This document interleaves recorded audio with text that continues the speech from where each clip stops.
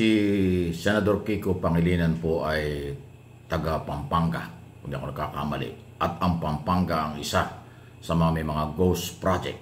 Kaya sabi nga ni Senador, bakit pa hindi pa nagre-resign yung Public Works Secretary na si Manuel Bunuan? Ayan ang kanya sinasabi. At iba pa ho mga reaksyon ng mga senador kaugnay po ng expose ni Senador Ping Lacson na umaabot to ng trilyon-trilyong pondong nawala, ninakaw ng mga kawatan sa gobyerno at pribadong sektor, kaya tayo binabaha. Pangilinan is recognized. Maraming salamat sa ating karatig lalawigan ng Bulacan, kinatawan ng Bulacan.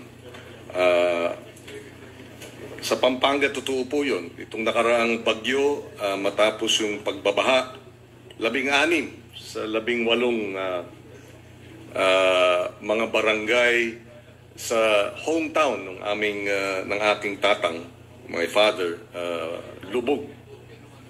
Pati ang mga bayan ng Pampanga, lubog din. At nakakagalit nga itong naging expose ni Senator Ping Lacson. We laud him for his consistency in with a fine-tooth comb, binubusisi yung ating budget, yung General Appropriations Measure. Mr. President, actually, baka maaaring sagutin next week, pag magaling na po si Senator Lacson, dito sa aking simpleng katanungan. Simple Sa ganitong katinding trilyong pisong halaga ng pagnanakaw sa gobyerno sa ilalim ng Public Works, ang magiging tanong ko sa Martes sa privilege speech ni Senator Lacson ay, bakit hindi pa nagre-resign yung Secretary ng Public Works? Wow. Yun lang po. At naway maisagot sana ng maayos.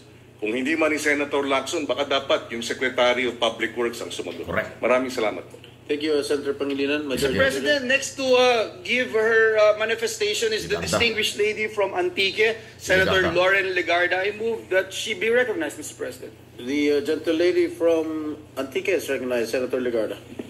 Thank you, Mr. President. I rise today in support of the privileged speech of our esteemed colleague, Senator Ping Lacson, and I echo his outrage at the corruption that continues to stain our flood control programs and many other public projects. Billions and possibly trillions of pesos are lost. Substandard works are delivered, and yet year after year the floods still come, washing away homes, dreams, and lives. That is why we support this long-term approaches, and there is a proposed tapat na paglilingkod pending measure which does not only punish wrongdoing but seeks to prevent it by embedding strategies that promote integrity in planning, budgeting, and service delivery, by protecting whistleblowers, by making agencies map their own corruption risks, and by teaching integrity as early as our schools. This is a long manifestation, Mr. President. May I request that the whole manifestation of 6 pages be inserted into the record. I would like to commend our esteemed colleague despite his being under the weather. And yes, we must investigate, we must prosecute, but alongside we must also nurture a culture of tapat na paglilingkod so that the next generation will not even think twice about choosing honesty. We congratulate Senator Ping Lacson. Yeah. Thank you, Mr. President. Thank you, Senator Legarda. Majority Leader. Ito ang nag-iisang produkto ngayon na kayang gamutin. Talagang matindi ho yung korupsyong nangyayari. Nakakapanlumo, mga kaibigan. Sana nga. Pero alam mo, siya nagtataka ko dito sa expose na ito. Ang tindi ho ng expose ni Ping Lacson sa Ghost Project sa Mindoro, Pampanga at Bulacan. Bakit biglang nawala sa debate at pagbibigay ng manifesto ang Senate President? Ako naman nagtatanong lang, nasa si Senate President Escudero? Biglang ang nag-preside ay si Jinggoy Estrada. Bakit kaya? Bakit hindi kaya nagsasalita si Escudero tungkol dyan? hindi pa ho binabanggit ni Ping Lacson eh. Di ba? Kung sino-sino ho ang mga posibleng nasa likod ng insertion. Pero sinabi na ni Ping Lacson, insertion, siningit na pondo ng mga politiko ang dahilan nitong Ghost Project. Oh, di ba? Wala eh. Hindi ko nadinig si Escudero. Bakit kaya? Nagtatanong Mr. lang. President, nakakalula talaga Ito si Subiri naman. yung speech ng ating kasamahan na si Senator Lacson. I'd like to congratulate him for his very thorough investigation of the case. Biro mo, may isang bayan, Mr. President, na nakatanggap ng 3.2 billion worth of projects, particularly Mindoro. flood control in Oriental Mindoro. Nauhan. Kinumpute ko po yan, Mr. President, at 3 million lang per classroom. That is 1,066 classrooms. Wow. Baka yung backlog ng buong Mindoro na fund na po sa DepEd kung inibigay po natin itong pondo para sa classroom building program at wala na pong backlog ang Mindoro, Oriental Mindoro. Kung dyan na lang po natin nailagay kaysa sa mga flood control projects na nakikita naman po natin substandard, nagko-collapse at mukhang money-making racket lamang po, Mr. President. Grabe. Mr. President, I laud our distinguished colleague, Senator Lacson, for this speech, but I'm hoping that he can give a part 2. Kasi po, kulang pa po yun.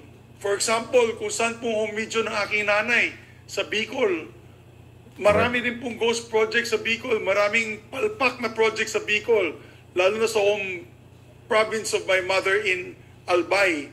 I was there last year distributing rice to my kababayans in Libon, where my mom is from, and we also delivered to the provincial capital.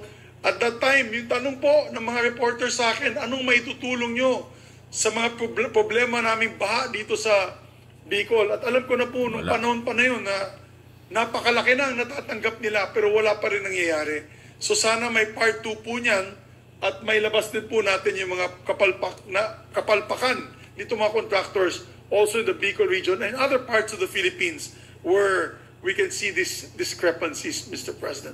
So once again, maraming salamat kay Senator Lacson, but we're still hoping that the Blue Ribbon Committee can go down even further in naming the proponents of these projects.